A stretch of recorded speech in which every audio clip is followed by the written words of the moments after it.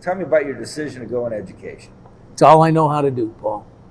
Okay, I knew from the time I was a little kid, I'm getting into this profession because I love to watch coaches coach. I may have said this before, but I remember riding my bike up to watch Erie football, and I found myself watching that dance between the coaches and the players, and I got intrigued by the way the kids would follow the lead of the coaches, and it's just something that I wanted to get into. But I knew early on that teaching and coaching is what I wanted to do. It's one of the things that concerns me, and I'll come back to leadership, but the teaching profession seems to have lost its luster. Are we not honoring teachers? I mean, if you ask a teacher, they're going to say, you're not paying us enough, and maybe that's true. But it seems like the profession has lost its luster in terms of, actually, there's one statistic. It's when the children of a profession follow that profession. And right now, I read recently, the children of teachers are not becoming teachers. Any idea why that might be? Well, I wish I knew. I think something that you said there, it might be because they're not making enough money.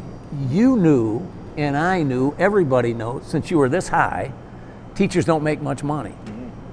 So then they get in the profession, they're going to complain about how much money they make. The whole world knows they don't make much. Yeah.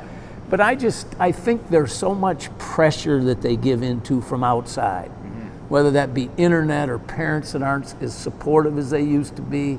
The kids know that, so they kind of run a little ragged over the teacher because, what can they do? So I think that whole mix of things has just made the profession very hard, where maybe the guys that used to be in it maybe back away, that type of person, because they don't want to deal with all that stuff. And I get it. It's hard. It's a tough profession. I mean, think about it. They bring kids from all different backgrounds, all different areas of town. They put them into one room and say, all right, you guys all act the same. Well, they all come from.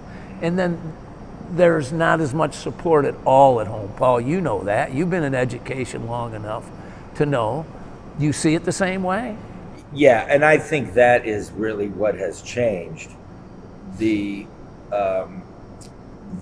expectation of a teacher is double or triple or quadruple as it used to be. The evidence is simply, do you remember schools feeding young people breakfast? Yeah. And what I want to be clear about is I'm not saying we shouldn't. It's a good thing. I'm saying I don't know that 50 years ago we needed to. That's right. To the degree, anyway, that we do now. So home life has changed, and there's 100 statistics to back that up, and that has its effect on the classroom. Yeah.